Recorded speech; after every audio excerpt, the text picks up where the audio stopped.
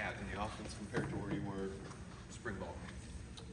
As far as, my development, I feel like Coach Hawk has done a good job of developing myself and everybody else in the room. And, getting to know the playbook has also been good for myself, and I can see that it's helping out with the rest of the room as well. So I feel like we're in a good spot right now, and I personally am as well.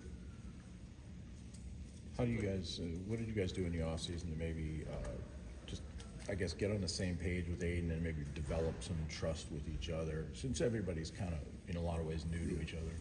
More so when we did our, when the coaches went on vacation and everything, we had a month with just our teammates and stuff, and we'll get together and, go over plays and have player ran practices and things like that. So I feel like that's where a lot of the connection comes from. Seems like there's a lot of opportunity for the non-Nick Marsh receivers to really carve out opportunity. Coach talking about guys kind of have varied skill sets. How do you kind of see yourself and then the other transfers and even young receivers kind of come along through spring and kind of fall? How do you guys kind of might fit together? This is a very, very versatile wide receiver room. I feel like probably one of the most versatile you're ever going to see. So everybody brings something different to the table, and having that in a receiver room is second to none. Mark, staying with that, being the senior, being a veteran, how do you manage or help someone like Nick that gets so much attention and you just haven't had more experience in college football? How can you help him, support him? How does that work? Just, being there for him, or whether it's on something on the field or something off the field, just being there, being somebody he can call whenever he needs or somebody he can talk to. Great. Thank you. How's your skill set different from Krishan's and Rod's? I would say, that's a good question. I would say personally, I'm a little taller than both of them, so that might have something to do with it. But honestly, I feel like as far as skill set wise, I feel like we all bring something different to the table that makes us all different. And what is that for each one of you? Okay, so I'll say Krishan definitely has like game breaking speed. Like he's probably one of the fastest people on the team. Rod has he's very quick, and I feel like myself, I have. I'm not saying no one else has worse hands than me, but I feel like I have pretty decent hands. From being a freshman, what's something that stayed with you all the time from a mentality standpoint, and what's something that's kind of new now as you wrap up your collegiate career? I've always been an underdog my whole career, so I always feel like I have to play bigger than I actually am, and that's something I always take with me. And something new, I would say, would just being as consistent as possible. Because in my past, I haven't been as consistent as I really need to be or as I should be. So, Okay. Carrying that with myself. All right, thank you. How do you practice consistency though? How do you practice consistency? You can't really practice it. You have to do it. It's not something that you can just turn on and turn off. It's something that you have to go at every day. Just trying to do all the right things as often as you can. Do you mean consistency in games or just every day? Every day. Working on everything every day? Every day. I'm assuming still repping punt return. What's that kind of looking like? They testing a bunch of guys? Yeah, it's me, Nick Marsh, Krishan, Braylon Collier, Charles Taplin, and we've all been rotating, just getting reps, just catching punts. Kick two for you, or just punt? I don't know too much about kickoff return, but I know I will be doing punt return. What does a punt returner have to be great? Awareness and great decision making. I feel like if you're back there and you kind of nervous or you second guessing yourself, it's not gonna go good. Is that as much fun as getting out in the open and catching the ball? It's more fun, I feel like, honestly, just because the adrenaline rush you get is different. Just waiting for the ball to come down. And Yeah, just knowing people are, it's fun. You ever made like a critical mistake there and knowing, oh shoot, I should have better caught this? And what's that feeling? It's kind of, it depends how it goes, honestly. But I can say last season when I was at Middle Tennessee, it was one ball that bounced to me, and I probably shouldn't have got it, but I got it and got hit pretty hard. So that's a learning experience. So you catch the ball, and then as your eyes come down, you see three guys waiting to kill you. Yeah. Yeah. What goes through your mind? Nothing. Run. That's the only thing you can think, really. Because if you think too much, you're not gonna know what to do with it. So This is such a different offense from what you were in last year. What was that like, learning the differences, learning sort of the details and nuances? Like, what does it take to be a productive receiver in this offense? detail, paying attention to every detail you can, and trying to master every detail. Like that's something that Coach Hawk preaches about. Like pay attention to detail. That's one of the main things every day that we talk about. So You feel like you're still learning every day? I mean, there's already, you oh feel yeah, like you're there definitely, kind of. definitely. What's it been like to work with Cordy Hawkins? I mean, when you're in the portal, you're looking at coaches and so forth. You probably were attracted to him for some reason. Then what's it been like? What was that like, the attraction, and what's it been like to work with him? He just seemed like genuine, and when we were talking, it felt like he was telling me the truth.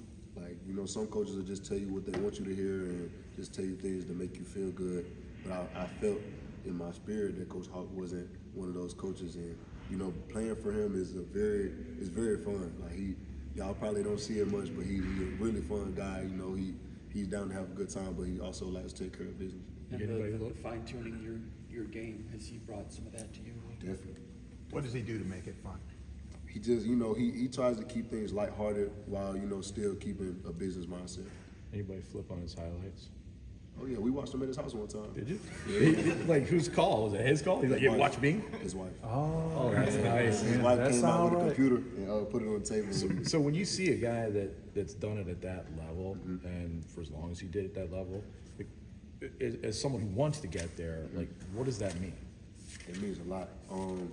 He's actually not the first coach that I've had that played in the NFL. My freshman year, Ike Hilliard was my wide receiver coach. So, you know, seeing it from him and seeing it from Coach Hogg is good. It's a blessing to even be playing under somebody that's been at that level. What are some of the things that he's worked to fine tune with you? Releases, and I would say playing behind my hands. That's something that I struggle with. It's something that I haven't always been good at, and he's working with the whole room every day, really. Play behind your hands? Is that what you said? Yeah. Can you explain what that is? Like more so like using your hands at the line of scrimmage and things like that to try to keep DBs off of you. Are you mostly the Z, or are you doing a little bit of everything? Coach Hawk likes us to know everything. So, yeah. As last year went along, did you notice more attention being geared towards you? Maybe you come in, I don't know how much people knew about you in that conference, but then as the year went along, did you start seeing more and more attention? Yeah, I did. I actually had to get a marketing manager to kind of help me like figure things out. You know, as far as like how I wanted to go about things after the season. So yeah, I was definitely starting to see a little bit more attention. You know, Twitter starting or X, as I should say, starting. I meant by defenses, but that's cool too. Oh, definitely. After the Western Kentucky game, that was the best game I ever had in my life. I got bracketed the next game and only had like 12 yards. So, yeah. So now, as you move into a situation like this, like you talked about Nick and the other guys with you, do you feel like it's a situation where you guys are going to be able to take pressure off each other? I guess that type of definitely. thing. What would that look like ideally? You know. It's just they gotta pick somebody. So they either gonna have to play man or they gonna have to find somebody to double. But if they double somebody, they got two other people ready to take the top off. What does it mean to wear number one? You know, this is actually my second year ever wearing number one. So I just feel like it's just a new experience for me. I've never really been a guy that's big on numbers. So, you know, just. Do you know anything about the number ones here? One guy who had nearly 100 touchdowns in the NFL. Jay Reed. Well, yeah, and Andre Rison, and Charles Rogers won the Biletnikoff Award. A lot of guys who've worn that number done great things. Okay, that's good to know. I didn't know that. Any DBs giving you guys some problems or standing out to you? Here? Like new or that have been here? Anybody that you think is going to be, I'm gonna be honest. I like all of our DBs right now. It's not really anybody that I can say is, you know, behind the 8 ball. It's really good to see the improvement from spring to now as far as like the whole DB room itself. So I feel like our DB coaches are doing a good job, you know, helping those guys improve. What's it been like to work with Aiden Childs from January when you first got here through spring and then an off season of work and now into camp? What's that progression been like? It's a very good experience and a very good progression. I feel like, you know, getting to know him and getting to know his play style and things like that it's actually been really fun, you know, because he's a very interesting guy. He's a very fun guy to be around. So, you know, just getting to be around him all the time is a good experience. What about his skill set? Great player, honestly. He can do everything from top to bottom. Whatever you need him to do, he can do it. Well, you mentioned this receiver room being full with versatile skill sets. Of the 4 freshmen, are there any you kind of see yourself in, either as a freshman or as you are now? Ooh, I could say, I'm gonna be honest, they're actually all a little bit better than I was my freshman year. So, you know, I'm not gonna take anything from those guys. You know, they come out and work hard every day. So. All right, thanks, Omar. Thank you. Thank you.